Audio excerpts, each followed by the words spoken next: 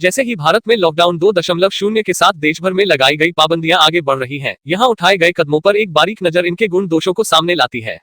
इस स्टडी में विश्व के सबसे बड़े लॉकडाउन वाले देश भारत के साथ साथ ब्राजील, स्वीडन, दक्षिण कोरिया और यूनाइटेड किंगडम यूके में भी कोविड-19 से जंग को लेकर लगाई गई पाबंदियों का विश्लेषण किया गया है। बता दें कि इन बाकी 4 देशों में या तो राज्यों या डिपार्टमेंट स्तर पर ही पाबंदियां अमल में लाई गई। थम नहीं सकता ब्राजील। ब्राजील के राष्ट्रपति जय बोल्सोनारो का रणनीतिक सूत्र वाक्य रहा है कि उनका देश रुक नहीं सकता।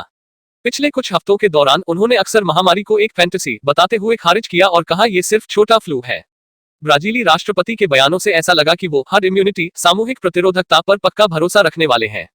उन्होंने अपने फेसबुक फॉलोअर्स से कहा कि ब्राजीली सीवर में गोता लगाता है और उसके हाथ कुछ नहीं आता। हर्ड इम्यूनिटी को ऐसे समझा जा सकता है कि ये आबादी में बीमारी को लेकर सामूहिक प्रतिरोध दिखाती है, यानी आबादी के अधिकतर लोगों के शरीर में संक्रमण से बचने के लिए पर्याप्त इम्यूनिटी या प्रतिरोधक क्षमता विकसित होती है। ब्राजीली राष्ट्रपति पर विपक्ष और स्वयं के मंत्रिमंडल के सदस्यों का काफी दबाव है, लेकिन इसके बावजूद वे रोजगार और अर्थव्यवस्था को पहले मोर्चे पर रखने को डटे हैं। ब्राजील के कुछ राज्यों ने स्थानीय स्तर पर लॉकडाउन लागू किया है, लेकिन देशव्यापी स्तर पर पिछले 2 हफ्तों में स्थिति बदतर हो गई है। ऐसी रिपोर्ट भी है कि आधिकारिक रजिस्टरों में अनेक केस और मौत दर्ज नहीं की जाती है। इसके लिए मेडिकल बिरादरी पर काफी दबाव है। ब्राजील के टेस्टिंग आंकड़ों को लेकर दैनिक हिसाब से कोई अपडेट जारी नहीं किए जा रहे। यह चिंता का कारण है। सरकारी एजेंसियों की ओर से लागू किए गए उपायों को ट्रैक करने के लिए सीमित डेटा ही उपलब्ध है। लेकिन यह ज्ञात है कि वर्तमान में ब्राजील का टेस्टिंग अनुपात 296 टेस्ट प्रति 10 लाख लोग TPM है।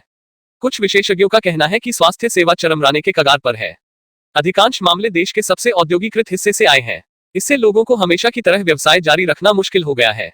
ब्राजील में आर्थिक रूप से कमजोर वर्ग बहुत ही घनी आबादी वाले क्षेत्रों में रहते हैं। इससे बड़े पैमाने पर सामुदायिक संक्रमण फैलने की आशंका बढ़ जाती है।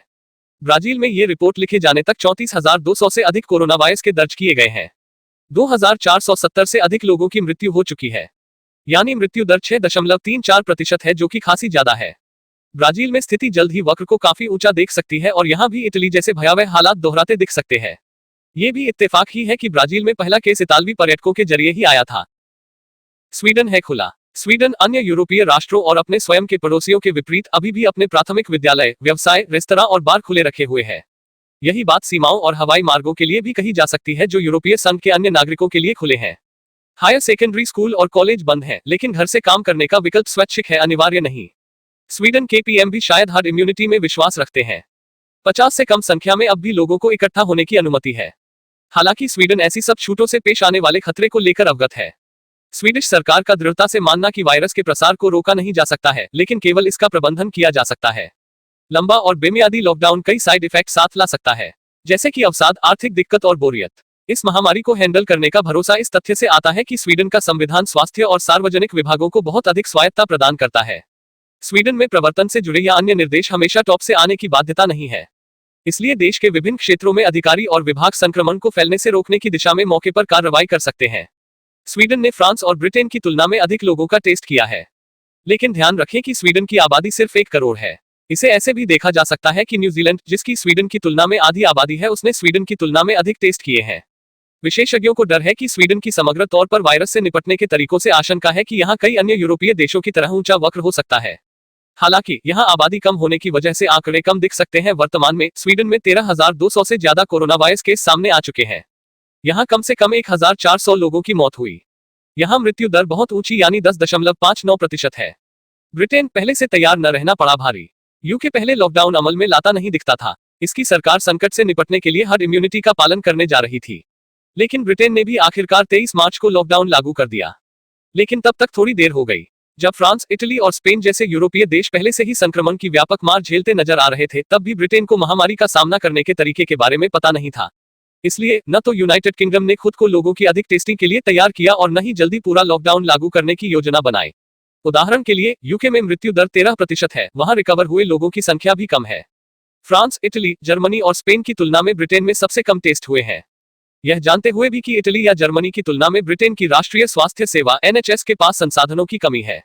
अगर जल्दी लॉकडाउन और टेस्टिंग की मजबूत व्यवस्था होती तो ब्रिटेन खुद को मौजूदा स्थिति से कहीं बेहतर पाता।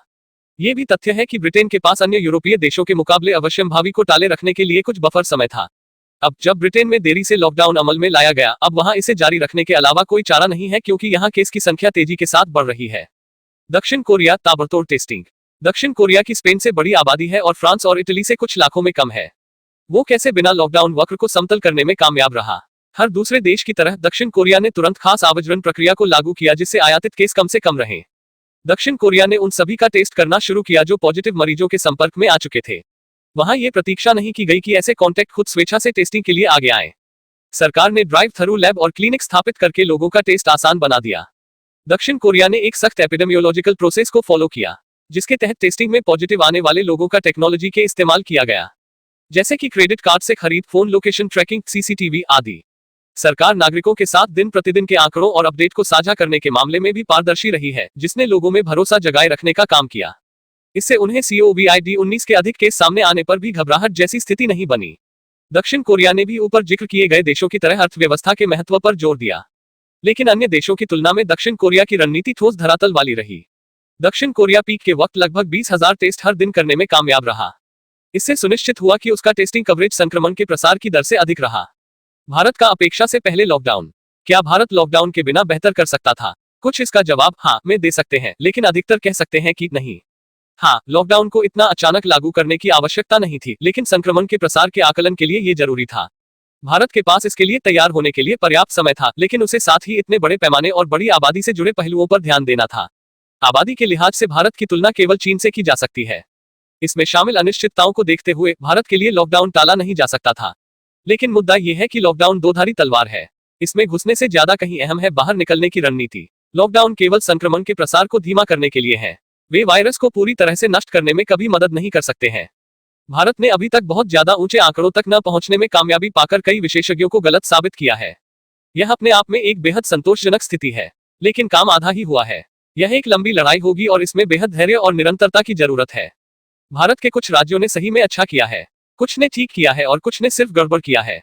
अभी भी एक दूसरे से सीखने का समय बाकी है। क्या लॉकडाउन की आवश्यकता है?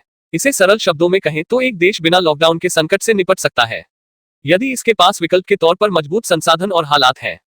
दक्षिण कोरिया जैसा देश ये कर सकता है, लेकिन ब्राजील जैसा देश नहीं। ज्यादातर मौकों पर तर्क का पालन करना ही बेहतर रहता है। स्वीडन ने समग्र संख्या के संदर्भ में ठीक किया है, लेकिन साथ ही ये भी देखा जाना चाहिए कि उसकी आबादी दक्षिण कोरिया का 1/5 हिस्सा कितनी कम है। ऐसे में टेस्टिंग अनुपात दक्षिण कोरिया के मुकाबले ऊंचा होना चाहिए था। ब्राजील ने भी अपने टेस्टिंग अनुपात में बहुत ही औसत दर्जे का प्रदर्शन किया है। भारत शायद कभी भी दक्षिण कोरिया की ऊंचाइयों तक नहीं पहुंच सकता है, क्योंकि उसका आकार बहुत बड़ा है। हमने देखा है कि मौतों की संख्या को लेकर यूके के आंकड़े कितने ऊंचे हो गए हैं। ये सिर्फ संख्या को लेकर ही नहीं, बल्कि केस बढ़ने की रफ्तार और मृत्यु दर के बारे में भी है। इस अवधि के दौरान भारत की मृत्यु दर काबू में रही है और यह एक आश्वस्त करने वाला तथ्य है। इसके अलावा भारत अभी तक तेजी से वृद्धि की राह पर नहीं आया है और हम पहले से ही कुछ राज्यों को एक कुशल तरीके से संक्रमण के फैलाव को नियंत्रित करते हुए देख रहे हैं। क्या लॉकडाउन के हटाने पर इस काम में बाधा आएगी? ऐसा होने की पूरी संभावना है। ऐसे में एग्जिट की अच्छी रणनीति ही होगी जो इस लड़ाई में भारत के भाग्य को तय करेगी। COVID-19 पॉजिटिव मरीजों के ठीक होने की बात है तो भारत लगभग 14% रिकवरी रेट दर्ज कर रहा है। दूसरी ओर स्वीडन को देखें तो वहां लगातार बढ़ते केस के साथ औसतन 4% का ही रिकवरी रेट है। अन्य देशों की तुलना में भारत में मृत्यु दर को लेकर भी पॉजिटिव तस्वीर है। अगर भारत अगले 2 महीनों के भीतर केस बढ़ना रोक देता है और इस संकट से बाहर निकल आता है तो यह बहुत ही अच्छा प्रदर्शन होगा। ऐसे ही रोचक खबरों के लिए सब्सक्राइब करें हमारे बिहार प्लस यूट्यूब चैनल को और फेसबुक पेज को लाइक और शेयर करें। धन्यवाद।